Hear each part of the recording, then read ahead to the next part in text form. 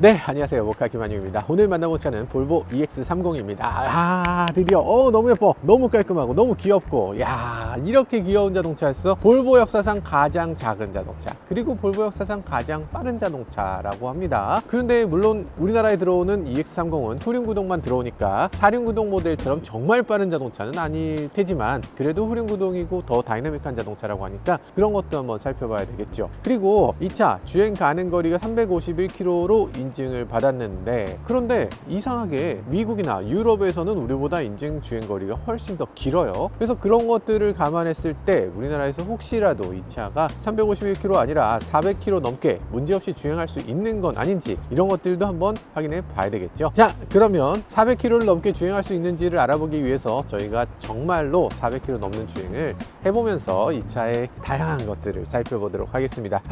이거 못 가면 어떡하지? 못 가면 기대에 퍼질 수도 있는데, 퍼지면 퍼지는 대로, 그리고 갈 수 있으면 갈 수 있는 대로 얼마나 갈 수 있는지, 이런 것들 알아보도록 할 테니까요. 여기 용인 기흥 휴게소에서 출발해 보도록 하겠습니다. 자, 함께 출발하시죠. Let's go.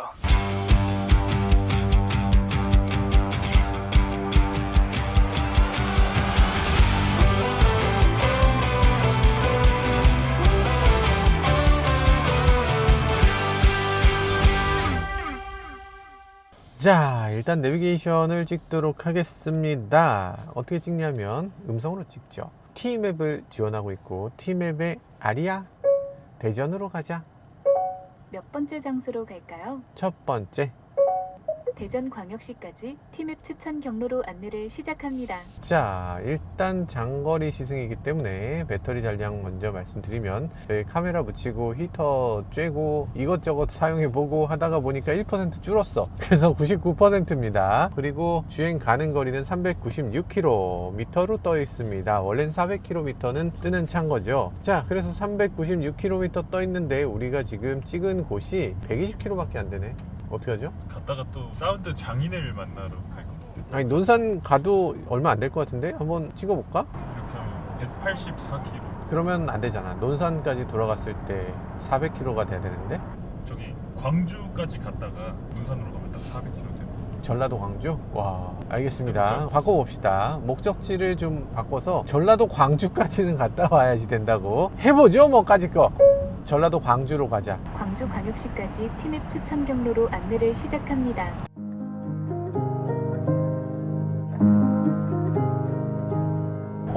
운전해보면 지금 느낌이 정말 신기합니다. 너무 매끄러워서 이상하다는 느낌이 들 정도로 매끄러워요.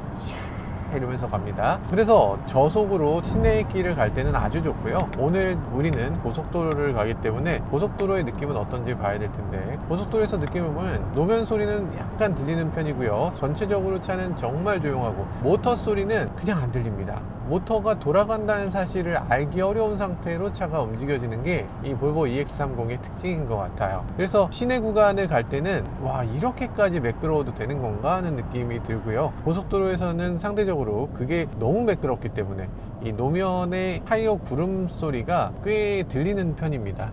자, 여기서 크루즈 컨트롤을 켜도록 하죠. 지금 크루즈 컨트롤은 테슬라하고 같은 방식입니다. 요걸 이렇게 당기면 크루즈 컨트롤이 작동돼요. 테슬라 베꼈네? 라고 얘기하기에는 사실은 그렇지만은 않습니다. 전 세계 자동차 회사들이 다 요걸 따라가고 있고, 그렇기 때문에 테슬라 방식이 옳았다라고 보는 게 맞을 것 같아요. 따라갔다기보다. 자, 근데 테슬라는 방식을 또 바꿨는데 앞으로 다른 업체들은 또 어떻게 될지 굉장히 궁금하네요. 볼보는 어쨌든 지금 테슬라 방식을 채택했기 때문에 저같이 이렇게 다양한 차를 타는 사람 입장에서는 뭔가 편안하고 익숙해지기 쉬운 방식이라는 생각이 듭니다. 자, 지금 에이다스로 차로 중앙 유지를 해주고 있는데요. 근데 저희 옆에 대형 트럭 같은 게 지나가게 되면 이 차는 약간 옆으로 움직여주는 기능이 있습니다. 최근 들어서 많은 자동차들이 이런 기능을 갖고 있는데, 이런 것들이 운전자한테 안심을 시켜준다는 면에서 굉장히 좋은 기능이라는 생각이 들어요. 어댑티브 크루즈가 난 불안해서 못 쓰겠어요 라는 사람들도 의외로 꽤 있거든요. 그래서 그런 분들에게 아마도 이런 식의 다양한 기능들이 좀 더 마음의 안심을 만들어내는 그런 요소라는 생각이 들기도 합니다. 스티어링 휠에서 손을 떼면 이런 식으로 경고음을 살짝 들려주고요. 센서가 있기 때문에 손을 잡았는데도 계속 잡으라고 경고하는 일은 없네요. 지금 장거리 주행 테스트를 하는 방법은 여러 가지가 있습니다. 모트라인에서 윤성로 대표님이 하시는 속초TV 시속 110km로 주행하는 테스트를 하시는데 그것도 굉장히 의미 있습니다. 많은 분들이 그렇게 주행을 하시니까. 특히 야간에 주행하시잖아요. 야간 주행을 110km로 하시는 분한테 정말 의미 있는 테스트고요. 낮 시간에 누가 운전을 해요? 낮 시간에 그거 막히는데 낮 시간에 테스트하면 그게 말이 됩니까? 할 수도 있지만 낮 시간에 왜 막힙니까? 대부분이 낮에 달리기 때문에 낮에 막히는 거예요. 그러니까 지금 저희 영상을 보시는 대부분 운전자들은 낮에 운전하시고 그렇기 때문에 이 정도 트래픽이 항상 있는 상태에서 운전을 하실 겁니다. 그래서 낮 시간에 저희가 운전을 하면서 이 차가 어느 정도의 전비를 보여주는지 이걸 살펴볼 건데요. 낮 시간은 밤 시간하고 전혀 다른 면이 있습니다. 앞에 계속 차가 있는 거죠. 계속 차가 있어서 속도가 지금 72km인데 여기서 더 올리기가 쉽지 않습니다. 경부고속도로 지금 트래픽이 보통 일반적인 트래픽입니다. 무슨 주말도 아니고 명절도 아니에요. 이거보다 트래픽이 없는 날은 여러분들은 아마 경험하기 힘드실 겁니다.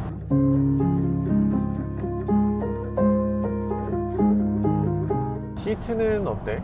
저는 볼보 시트가 솔직히 최고라고 생각해요. 아, 볼보 시트가 최고야? 인체공학적으로 인체공학적이다? 이게 아무래도 스웨덴 브랜드다 보니까 아시겠지만 북유럽 의자들이 다 어느 정도 합니다. 뭐 노르웨이 의자라든지 뭐 이런 것들 거기에다가 특별한 기능들을 막 집어넣는 게 아니라 그냥 의자 그 형상 자체가 좀 편안해요. 그래서 볼보도 시트가 정말 편안하다고 할 수 있고요. 시트만 가지고서도 볼보를 살 만한 이유가 있다 라고 얘기할 만한 그런 시트를 갖고 있습니다. 그리고 제가 정말 칭찬하고 싶은 건 이 차의 시트를 움직이는 레버예요. 이 레버를 진짜 칭찬하고 싶습니다. 등받이를 뒤로 기울일 때는 이걸 꺾는 거예요. 위아래로 할 때 이렇게, 앞뒤로 할 때 이렇게. 너무 간단하고 너무 직관적으로 잘 만들었습니다. 이렇게 만들면 되잖아. 버튼을 굳이 거기다가 막 잔뜩 만들 필요가 없고 깔끔하게 만들 수 있다는 게 너무 좋고, 그리고 버튼 가운데를 누르면 교추 조정을 또 할 수가 있어요. 그래서 가운데를 눌러서 또 다른 메뉴를 조절할 수 있도록 한다. 이거 보세요. 이런 식으로 됩니다. 이렇게 이런 것들까지 조절해 보면 정말 편하다, 정말 잘 만들었다는 생각이 들어요. 자, 그리고 이렇게 조절했을 때 안전에도 도움되는 이유는 가끔가다 시트 틈으로 뭔가 빠질 때가 있습니다. 운전 중에도 빠질 때 있어요. 핸드폰 같은 게 이런 데 끼면 그러면 갑자기 운전하다 말고 시트가 뒤로 갈 수 있습니다. 아니면 시트가 뒤로 자빠질 수가 있어요. 근데 그런 일들이 벌어지지 않게 하려면 이 시트 스위치를 트위스트하는 형태로 만들어 놓으면, 다른 경우는 뭐 막을 수 없겠지만 적어도 시트백이 뒤로 넘어가는 일은 막아줄 수 있는 그런 점에서 안전에도 도움이 된다고 할 수 있습니다. 다들 이런 식으로 좀 바꿔줄 필요가 있지 않나? 사실 부품 수를 줄일 수 있다는 면에서 제조사한테도 좋고 그리고 사용자한테도 굉장히 편리하고 안전한 그런 볼보만의 독특한 시스템이라고 할 수 있죠. 자, 정말 마음에 드는 시트, 마음에 드는 승차감, 이런 것들을 보여주고 있는데요. 한 가지 마음에 안 드는 부분은 계기판이 없다는 거예요. 게다가 헤드업도 없습니다. 계기판과 헤드업이 다 없으니까 요것만 봐야 되는데, 요게 나쁜 건 아닙니다. 여기 음악이라든지 이런 것들도 들을 수 있고, 그런데 가끔 문제가 생기는 경우가 있습니다. 예를 들면 애플 카플레이를 열어보고 싶어, 이렇게 열어버리면 내비게이션이 안 보여요. 내비게이션이 좀 같이 보이면 좋겠다. 홈 화면을 누르면 이렇게 됩니다. 전비도 볼 수 있거든요. 한번 전비를 보도록 할게요. 제가 지금 눈이 이 디스플레이를 보면 바로 삐빅 소리가 나면서 운전에 집중하라고 계속 경고를 해줍니다. 아니, 잠깐 보기로서니 그렇게까지 경고할 일인가? 지금 이 차의 전비는 킬로와트-아워당 6.1km를 보여주고 있습니다. 전비 6.1? 어마어마한데요? 이 차의 배터리는 66kWh가 들어있으니까 66 곱하기 6을 해야 되잖아요. 계산하기 힘드니까 66 곱하기 6은 몇이야? 66 곱하기 6은 396입니다. 네, 이런 식으로 알려줍니다. 이 차는 그러면 396km를 갈 수 있다는 얘기네 라는 생각이 드는데, 그러면은 우리 갔다가 퍼질 수도 있겠네요. 하지만 걱정이 없습니다. 이 차는 WLTP 기준, 유럽 인증 기준으로 무려 480km를 달성했기 때문이죠. 480km, 자기도 지금 370km밖에 못 간다고 써있는데 480km 어떻게 인증받았지? 뭔가 우리나라에 있는 차하고 좀 다른가? 여기 현재 소비량이 나오고 있는 있는데 속도가 올라가는 것에 따라서 시속 100km가 됐을 때 25.6kWh입니다. 그러니까 소비량이 지금 속도에 따라서 아주 기하급수적으로 빡빡빡빡 올라가는 걸 볼 수 있어요. 속도를 조금 낮추니까 소비량이 확 줄어들죠. 오히려 마이너스로 가고 있습니다. 소비량이 마이너스라니 말이 되냐? 네, 말이 됩니다. 이 차의 운동을 그대로 회생제동으로 다시 돌려보내기 때문에 오히려 더 충전이 돼서 연료 소비량이 마이너스로 가게 되는 거죠. 자, 그래서 지금 연료 소비량은 왔다 갔다 그러는 가운데 굉장히 낮은 상태를 유지하고 있습니다. 마치 제 주식 같네요. 와, 광주까지 가야 된다고? 와, 우리 진짜 너무 장거리인데? 예전에 전기차 처음 나왔을 때 주행거리 테스트 할 때는 편했습니다. 어디 강남에서 강북 가면 돼. 강남에서 강북 왕복하면은 주행거리 테스트 끝났어요. 그러고 나면 충전해야 돼. 근데 이제는 뭐야 이게, 지금 주행 가는 거리가 400km가 그냥 뜨고 그리고 480km도 갈 수 있다고 하니까 이걸 테스트하려면 광주까지 갔다가 돌아오는 방향으로, 그래서 논산까지는 가야 주행 거리가 그나마 400km 된다. 논산 갈 수 있을까는 잘 모르겠어요. 근데 배터리 잔량 이런 게 나오는 것도 와, 도착 시 배터리 잔량 이런 거 나오는 것도 T맵이 요즘 잘하고 있는 부분이죠. 그런데 T맵이 이렇게 로테이션 되는 인터페이스를 T맵도 갖고 있는데 이런 것들은 좀 개선돼야 된다고 생각됩니다. 그러니까 도착 시간, 도착 배터리 이것도 같이 표시해 줘야죠. 그거 되게 중요한데, 근데 이게 로테이션이 돼서 나왔다가 사라졌다니까 이게 좀 아쉽다. 그래픽을 조금 줄여서라도 도착 시 배터리 잔량 같은 걸 항상 띄워줄 수 있도록 해야 될 것 같습니다. 프레임리스 룸미러 예뻐요. 예쁘죠, 예쁘죠. 일단 프레임리스 사이드미러 지금 굉장히 공들여 만들었습니다. 잘 보면 가장자리는 이렇게 볼록 렌즈로 만들었어요. 그래서 사각지대가 거의 없습니다. 그러면서 가운데에는 평평한 평면 글래스를 사용하고 있거든요. 보통의 자동차들은 어떻습니까? 보통의 국산차는 왼쪽은 볼록 미러, 오른쪽은 평평한 미러예요. 그러다 보니까 양쪽의 거리감이 다릅니다. 그래서 이쪽에만 스티커가 붙어 있죠. 사물이 보이는 것보다 가까이 있음 이렇게 써 있습니다. 그거 왜 그래요? 실제 거리 감각하고 다르기 때문에. 처음에 초보 운전자들이 정말 힘들어하는 게 이 왼쪽 뒤에 있는 거리감이 제대로 안 나오기 때문에 힘든 경우가 많죠. 근데 굳이 그러면 왜 볼록 미러를 했느냐? 왜냐하면 사각지대가 계속 생기기 때문에.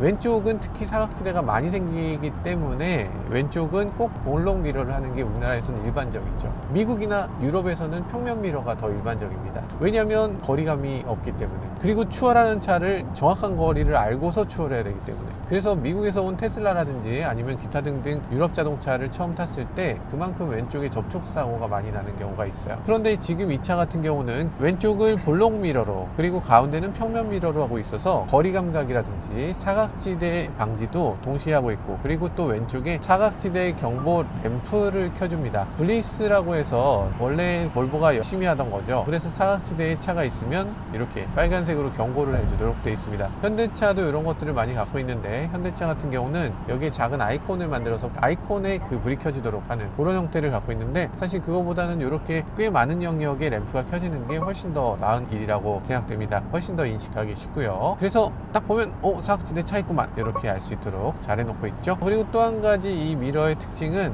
오토딤 미러라는 겁니다. 오토딤은 뭐예요? 지금 룸미러 같은 경우에 뒤쪽에서 헤드램프를 상향등으로 켰을 때 눈부시지 않도록 스스로 어두워지는 기능을 말합니다. 그런데 보통 이제 뒤에서 하이빔 켰을 때 굉장히 불쾌감 느끼는 것 중에 하나는 사이드미러에서 눈부심이 있기 때문에. 그래서 사이드미러가 우리나라 자동차들은 거의 대부분 사이드미러에 어두워지는 기능이 없습니다. 근데 이런 것들을 좀 넣어줄 필요가 있지 않나 하는 생각이 들기도 해요. 물론 한국 시장은 좀 독특한 면이 있죠. 뭐냐면 윈도우 틴팅을 너무 강하게 해서 이 사이드미러까지 어두워져 버리면 사이드미러가 안 보인다는 그런 불만 때문에 이 사이드미러에 어두워지는 기능을 빼버리게 되는데요. 지금 우리나라를 제외한 다른 모든 나라들은 이 사이드미러에 어두워지는 기능, 이거 되게 중요하게 보고 있고 그런 것들을 지금 볼보도 해놓고 있는 걸 볼 수 있습니다. 공들여서 잘 만들었어요, 정말로. 그리고 또 지금 이 차는 프레임리스 사이드미러를 갖고 있어서 이 거울 주변에 움직이는 요소가 따로 없고요. 그리고 거울과 커버가 분리되어 있지 않기 때문에 통 전체가 움직여지는 특징을 갖고 있죠. 이렇게 되면은 공기역학 성능이 굉장히 좋아지고요. 그리고 이 사이드미러로 유래되는 불필요한 노이즈, 풍절음 이런 것들을 막아줄 수 있는 효과도 있습니다. 좋죠, 좋죠.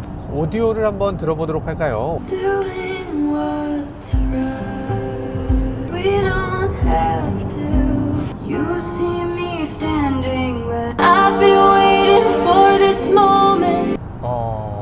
진짜 훌륭하죠. 지금 이 차에 있는 여러 가지 오디오 기능, 그러니까 어지간한 차들에 당연히 있을 것 같은 그런 도어 스피커가 없습니다. 이런 데 있을 법한 트위터 이런 것도 없어요. 그럼 어떻게 했냐? 사운드 바를 넣었습니다.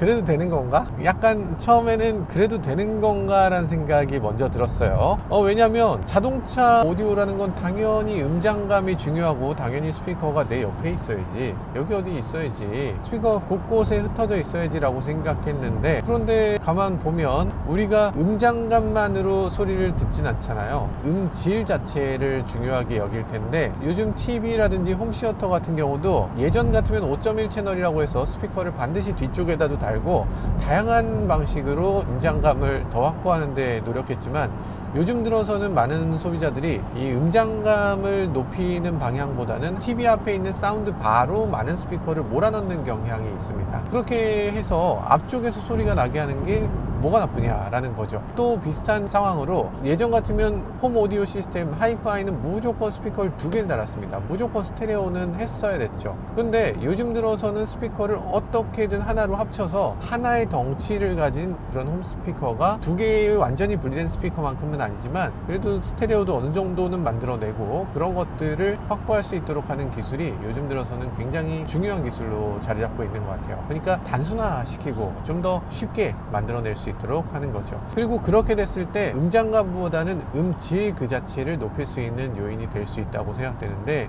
그래서 지금 하만카돈도 지금 이 차에는 사운드 바를 통해서 굉장히 고급진 사운드를 만들어내고 있습니다. 그래서 가만 보면 신기합니다. 정말 사운드가 사운드 바에서만 나오는데 퀄리티가 어마어마하게 좋은 느낌을 만들어냅니다. 한번 들어보시면 Before my friend.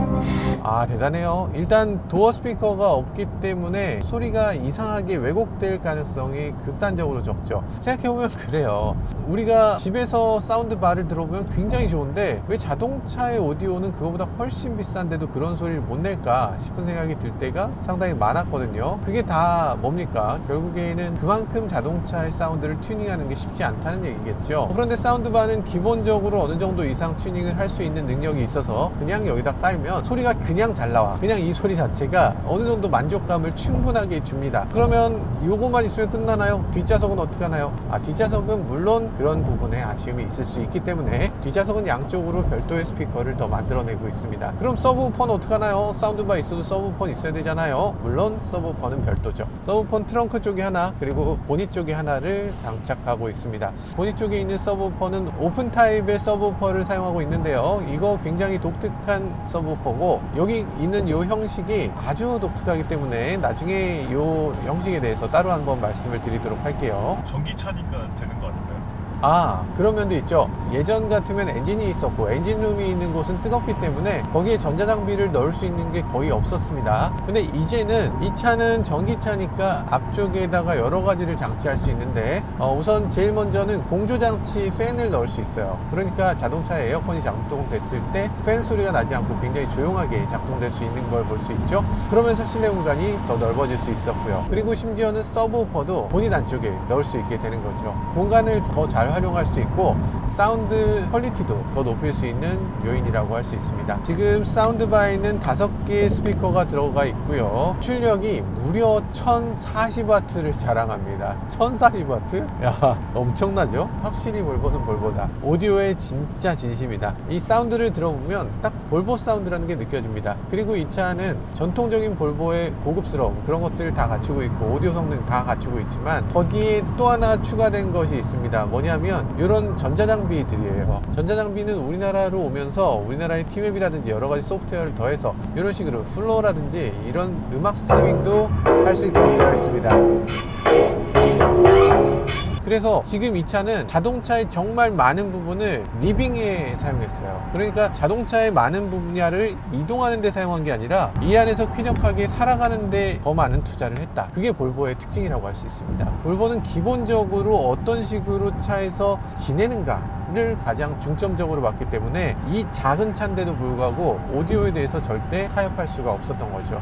그래서 이 차급에 전혀 어울리지 않는 1040W라는 어마어마한 출력을 내는 오디오 시스템을 넣게 되었던 거고요. 아마도 이것에 대한 만족도는 많은 사람들이 만족감을 가질 수 있는 그런 기능이라는 생각이 듭니다. 약간 스웨덴식, 스칸디나비아식 사고방식 아니에요? 맞죠. 그런 느낌이에요. 스칸디나비아는 아시겠지만 워낙에 집순이 집돌이들입니다. 겨울에 너무 추워. 스웨덴 영하 30도로 내려갑니다. 영하 30도인데 어떻게 나가? 집안에서 어떻게든 버텨야지. 네, 그래서 집에서 많은 것들을 즐길 수 있도록 하는 그런 것들을 중점적으로 생각하고 있고요. 그리고 볼보가 있는 스웨덴은 기본적으로 피카라는 문화가 있습니다. 그러니까 일하다 말고 나는 어쨌든 지금 쉬어야 돼. 이 피카 시간은 그냥 절대 이건 침범할 수 없는 티 한잔하는 그런 시간을 누구나 당연히 누려야 되는 권리로 생각하고 있어요. 그런 정도로 자기 자신을 돌아보고 즐기는 시간을 스웨덴 사람들은 너무나 소중하게 여기고 있고, 그런 것들이 자동차의 오디오에 대해서, 그리고 시트에 대해서, 그리고 공간에 대해서 굉장히 중요한 요인으로 받아들이는 이유가 되고 있습니다. 사실 볼보가 그렇게까지 인기를 끌기 시작한 게 오래지 않았죠. 왜냐하면 볼보가 정말 막 달리는 핸들링 성능이 라든지 막 가속감이라든지 엔진 기술이 막 최고야 이런 메이커가 아니었잖아요. 한 2000년 초반만 해도 자동차의 가장 중요한 요소는 몇 마력이냐는 거였어요. 자동차를 사면 그거 몇 마력인데? 라고 물어봤습니다.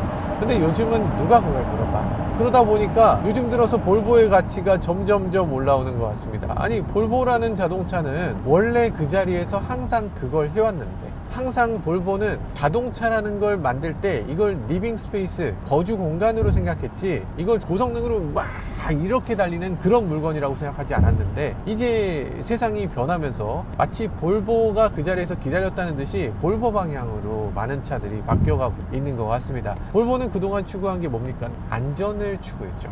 누구보다 더 안전하게, 자동차가 사고가 났을 때 누구보다 안 다치게, 그런 자동차를 만들기 위해서 뭘 해야 되는가를 계속 고민했었고, 그런 것들이 요즘 사람들이 추구하는 방향하고 너무나 잘 맞아 떨어지기 때문에 볼보가 요즘 이만큼 인기를 끌고 있는 것 같습니다.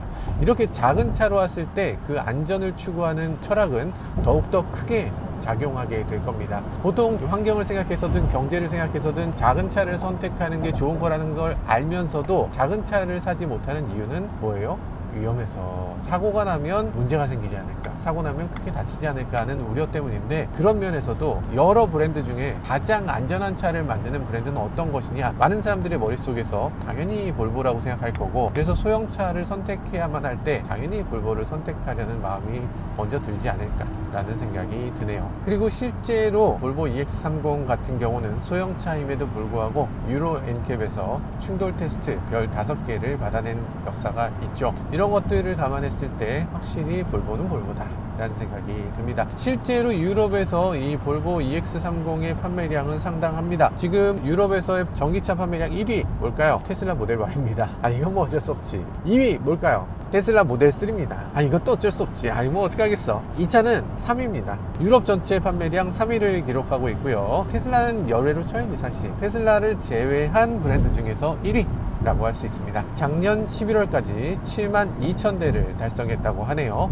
같은 기간 동안 코나는 33,000대, 리로 EV는 24,000대를 팔았습니다. 아, 분발해야 될 것 같아요. 이 차가 그렇게 잘 팔리는 이유가 있죠. 사실 요거 여기 레그룸 괜찮죠? 레그룸이 굉장히 넓지 않습니까? 소형차인데 여기 무릎 공간 충분히 나오잖아요. 그런데 여기 뭐가 없죠? 글로브 박스가 없네요. 글로브 박스 없죠? 이 차는 왜 없어? 없지 않습니다. 여기 보면 있어요. 글로브 박스라는 게 정말 여기 있어야 되나? 요거에 대해서 생각해 보셨어요? 조수석 글로브 박스 있으면 어떻게 여기서 뭘 뺍니까? 여기서 뭘 빼야 될 때 여러분들이 이렇게 하잖아요. 가끔 가다가 뭐 로드 레이지 같은 거 생겼을 때 권총 같은 거 꺼내야 되는데, 영화 보면 다 이렇게 꺼내잖아. 여기서 꺼낼 수 있어야지.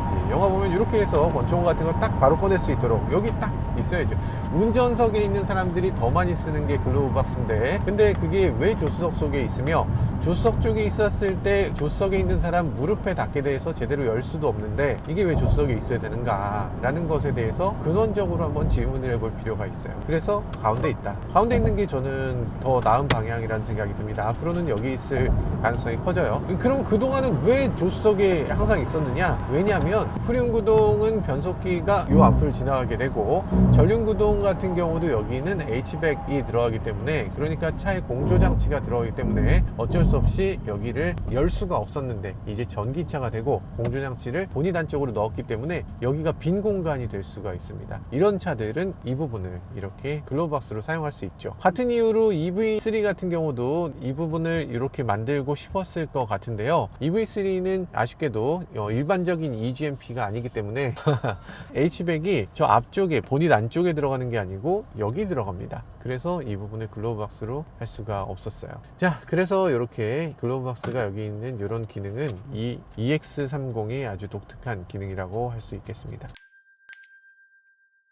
지금 여기는 정안 알밤 휴게소입니다. 야, 지금 한 80km 좀 넘게 왔거든요. 이 정도 오는데 전기를 이 정도 썼고, 여기서부터 광주까지 한번 쭉 가볼 텐데요. 쭉 가면서 혹시라도 제가 너무 지나치게 운전을 잘할 수 있으니까 지금 운전자를 교대해서 저희 PD들이 아무렇지도 않게 그냥 평상시 운전하듯이 그렇게 운전을 하면서 얼마나 갈 수 있는지 이런 것들을 살펴보도록 하겠습니다. 자, 그럼 다시 출발하시죠.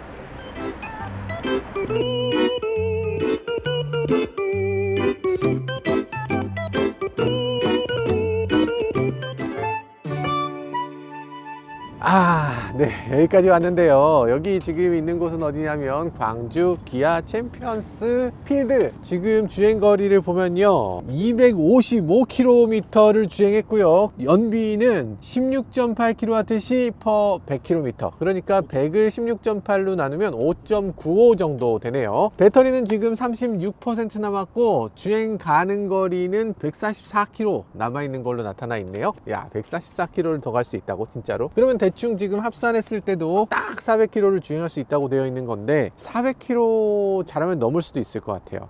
여기서 그쳐서는 안 되죠. 지금 이 차 250km 주행했으니까 요걸 기점으로 해서 다시 논산에 있는 음악 감상실 프리비전 스튜디오로 제가 이 차의 뒷좌석에도 앉아서 뒷좌석에 앉았을 때는 어떤 느낌인지 이런 것들도 한번 직접 경험해 보면서 가보도록 하겠습니다. 자, 그럼 또다시 출발하시죠. 아유, 힘들어. 아유, 벌써 몇 시야 이게? 6시 29분인데 뭐 이렇게 어두워? 다시 출발하시죠.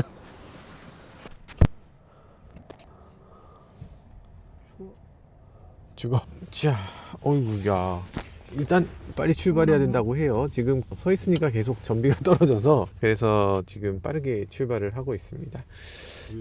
그리고 저희 차 전비가 떨어지는 것도 전비 떨어지는 거지만 저희가 지금 전비가 많이 나빠서 아까 점심 먹었는데 벌써 배가 고파요. 이게 추우니까 전비가 자꾸 떨어져, 자꾸 배고파. 이런 느낌으로 밟으시면 안 돼요. 깻잎처럼 밟으셔야지 도착할 수 있다고요. 일상적으로 가야죠. 아니요, 안 돼, 안 돼. 이게 보통 사람의 일상이 아니에요, 당신은. 가다 퍼지면 어떻게 하나요, 저희? 누가 미나요? 그러니까 이거 퍼지면 대책이 없어요. 지금 여기가 서울도 아니란 말이에요. 영민 씨는 운전을 해야 되고 저는 조명을 들어야 되니까 편집장님께서 미셔요. 내가 미는 거예요? 아, 내가 밀어야 되는구나. 일부러 제가 그래서 더 세게 밟는 것 같기도 해. 자, 지금 뒷좌석 시승을 해보고 있는데요. 일단은 이 차에서 제일 중요한 것은 앞좌석 두 좌석입니다. 거의 대부분의 사용자들이 그런 식으로 사용할 거예요. 뒷좌석까지 사람을 앉히는 경우는 그렇게 많지는 않을 거다. 그렇지만 저희 모카 입장에서는 어쨌든 뒷좌석 있으면 타서 앉고 어디로 이동해 봐야지 라는 생각으로 제가 뒷좌석에 한번 앉아봤습니다. 자, 뒷좌석에 앉았더니 느낌이 생각보다는 괜찮아. 겉모양에서 봤을 땐 뭐 미니라든지 뭐 정말 작은 자동차를 떠올리게 되는데 실내에 들어와 보니까 그렇게까지 작다는 느낌은 아닙니다. 일단 무릎 공간이 어느 정도 나오고 머리 공간도 나와요. 그리고 어깨 공간도 어느 정도 있고요. 그렇지만 이 차의 뒷좌석은 결코 편안한 공간이라고 할 수는 없습니다. 왜냐하면 이 차 시트가 굉장히 낮아요. 시트가 낮다는 거는 다르게 얘기하면 바닥이 높다는 얘기도 됩니다. 그 얘기는 무릎이 올라온다는 거예요. 무릎이 올라와서 이 밑으로 공간이 이만큼 비기 때문에 아마도 대부분은 괜찮을 텐데 다리가 저절 길면 약간 좀 불편해. 만약에 다리 짧은 뭐 다른 누구 있을까?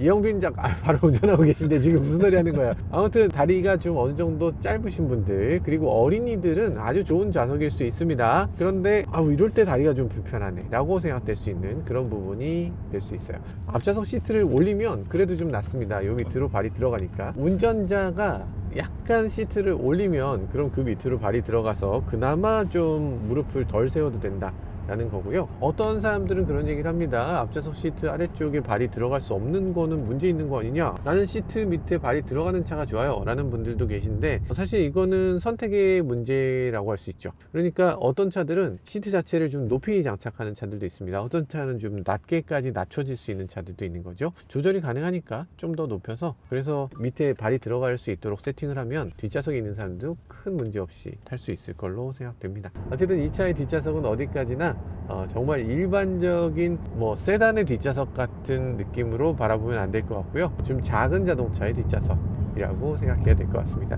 뒷좌석 승차감도 중요할 텐데, 승차감이 어떤 차들은 막 통통 튀잖아요. 그래서 막 점프하듯이 이렇게 가는 차도 있는데, 이 차는 어떤가 한번 살펴보면요, 진행할 때 느낌은 아주 매끄럽게 느껴집니다. 그러니까 모터가 도는 소리가 정말 안 들려요. 모터 소리를 전혀 느낄 수 없게끔 만들어 놓은 게 아주 신기한 부분이고요. 그런데 주변의 소리는 어느 정도 들리는 차입니다.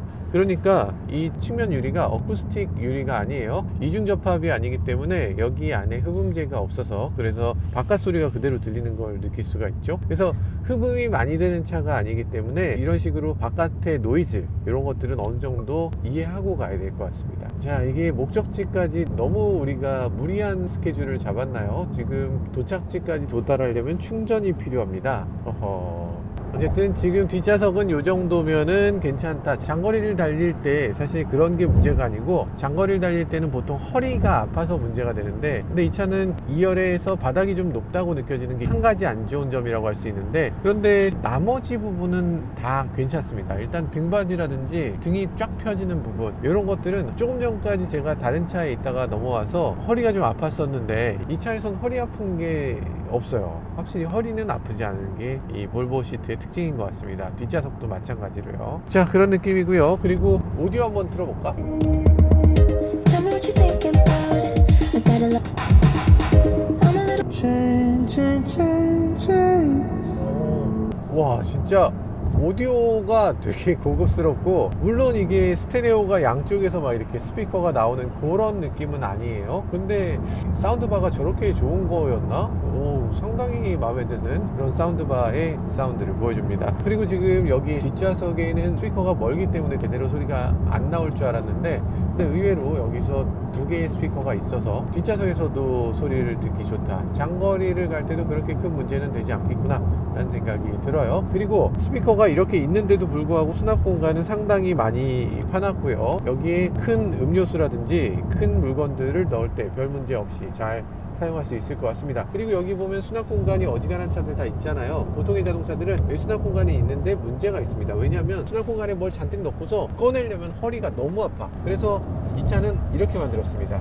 아니, 서랍을 꺼내면 되잖아요. 서랍을 꺼내서 여기서 이렇게 하시면 되죠. 여기다 이렇게 담고 여기다가 이렇게 넣으시면 되죠 라고 만들어 놓은 거죠. 뭐 나름 합리적인 것 같기도 합니다. 앞좌석에서도 이 수납한 것을 사용할 수 있도록 이 수납 공간을 앞좌석과 공유할 수 있어요. 물론 서랍이 없이 이런 식으로 그냥 수납을 할 수도 있습니다. 근데 서랍이 제공되고 있다. 나름 귀엽게 잘 만들었죠. 이 차에는 이렇게 곳곳에 아이디어들이 숨겨져 있습니다. 앞좌석에서는 우리가 EV3를 탔을 때 여기 테이블이 도대체 왜 있는가를 생각했었는데, 그 테이블이 이렇게 눌러서 이렇게 들어가고 눌러서 튀어나오고 하는 그런 기능들이 사실 테이블이면 그렇게 적절한 요소는 아니었을지도 모르겠어요. 이 차에서는 그걸 컵홀더로 사용하고 있습니다. 컵홀더를 사용 안 하고 수납을 하던가, 아니면 컵홀더를 하나 꺼내든가 2개를 꺼내든가 하면서 컵홀더도 더 다양하게 이 공간을 더 자유롭게 사용할 수 있도록 했고요. 그리고 뒷좌석도 이렇게 USB라든지 이 윈도우 스위치라든지 이런 것들을 가운데 몰아넣어서 도어 쪽에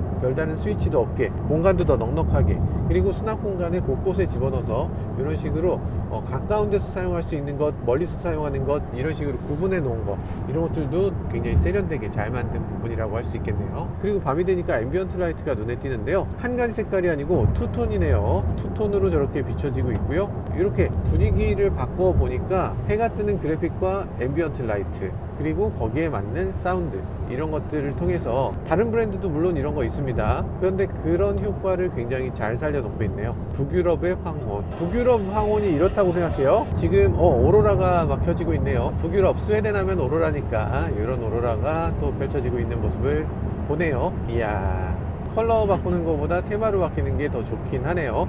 컬러를 빨주노초 파남보 이런 식으로 바꾸는 거 뭐 아무 느낌이 없잖아요. 근데 이런 식으로 바꾸니까 다양한 분위기 이렇게 느낄 수 있고 좋은 것 같습니다. 자, 아무튼 지금 뒷좌석 시승은 이 정도 하면 될 것 같고요. 이제 목적지까지 가는 걸 조금 더 지켜보도록 하겠습니다. 어떻게 아슬아슬하게 오고 있는데요. 지금 3% 남았어요. 아니 이러면 안 되지. 잠깐 우리 그 PD님들한테 차를 맡겼는데 그때 막 창문 열고 뭐 난리 났었어요. 막 손 흔들고 되게 즐겁게 막 가시더라고. 근데 그 즐거움이 마지막에는 이런 고통으로 다가오게 됩니다. 편집자님 마이크를 안 끼셨는데. 아, 마이크 안 켰다고? 아, 이제 들리시죠? 네, 조금 죄송합니다. 제가 정신이 없어서 지금 너무 경황이 없는 상황이에요. 왜냐하면 목적지까지 12km 남았는데 남은 배터리는 3%. 우리 처음 가는 길이어서 이거 제대로 한 번에 갈 수 있을지도 잘 모르겠는데 근데 지금 인적이 아무것도 없어요. 이런 길에서 퍼지면 도대체 어떻게 하란 말인가 라는 생각이 드는데 어떡하지?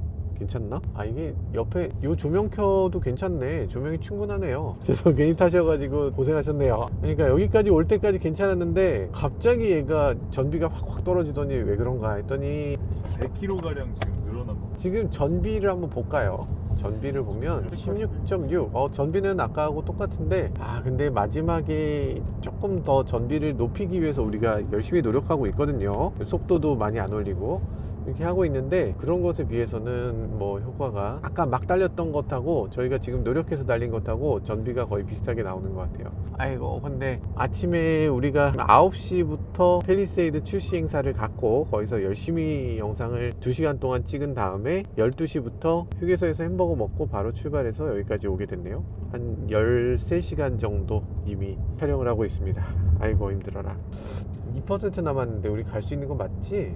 저거 정확할까? 2%인 줄 알았는데 아니었네, 미안 이러면서 확 죽어버릴 수도 있지 않을까? 근데 볼 보니까 2%인 줄 알았는데 미안 5%였어요. 아. 내가 마진을 많이 잡았어. 마진을 위해서? 네. 그럴 수도. 야, 어떻게 거의 왔다. 2.5km. 논산 정말 저희 많은 시청자분들의 추억이 있는 곳 아니겠습니까? 그쵸, 논산은 정말 많이 왔겠죠. 저는 논산이 아니고 저는 양구 출신이라서 논산 간 애들은 정말 좋겠다 이렇게 생각했던 적이 있어요. 제가 바로 그 논산 출신. 그러니까 논산이라고. 논산 너무 좋. 에어컨 있다면서요? 네? 있다니까 울려서 강나라 군대구만. 울려서 에어컨 있어요. 에어컨에 오, 이렇게 대로변에 있다고? 난 당연히 골목으로 한참 들어갈 줄 알았는데. 잘못 찍은 거 아니죠? 그러니까 난 갑자기 걱정이 확 되네. 여기서부터 더 들어가야 되나? 저긴가 봐. 와, 설마. 이 동네에서 가장 화려한 밝은 와, 맞다. 와. 아, 저거라고? 와. 거의 저거 군사분계선 가면 아니, 왜 저런 라이트 쏘고 있거든요. 서치라이트 같은 걸 쏘시네. 야. 도착을 했습니다. 했어요. 2% 남았네요. 이야. 7km나 남았네요.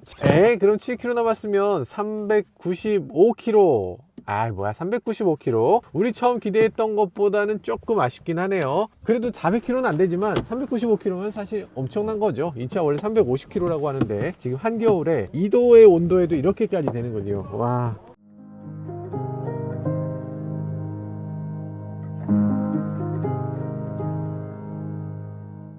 네, 이렇게 멀리까지 EX30을 타고서 달려왔는데요. 와, 무려 8시간을 타고 왔습니다. 서울에서 출발해서 기흥을 지나서 광주 다녀와서 지금 여기 논산에 있는 프리비전스 스튜디오까지 왔는데 와, 고생했다. 저도 정말 고생했지만 저희 PD들, 작가들 그리고 EX30도 고생 많이 했습니다. 원래 주행 가는 거리는 350km라고 써 있었잖아요. 그런데 지금 주행해보니까 395km, 거의 400km를 문제없이 주행할 수 있는 걸 확인할 수 있었습니다. 그리고 여러 가지 테스트를 해봤는데 사운드 시스템이라든지 인테리어라든지 여러 가지 깔끔한 요소들도 아주 마음에 드는 대목이었습니다. 그리고 무엇보다 이 차의 가격이 4,945만원? 야, 볼보 중에서 가장 저렴한 자동차에 속하는 그런 전기차라는 게 또 하나의 매력이 될 수 있겠다는 생각도 해보게 됐네요. 만약에 4명이 항상 타는 자동차라면 그럼 적합하지 않을 수도 있습니다. 그렇지만 2명이 타고 어린이가 타는 경우에는 아마도 이 차만큼 딱 맞는 자동차는 없지 않을까 라는 생각도 해보게 됐습니다. 지금까지 저는 모카 김한용이었습니다. 감사합니다.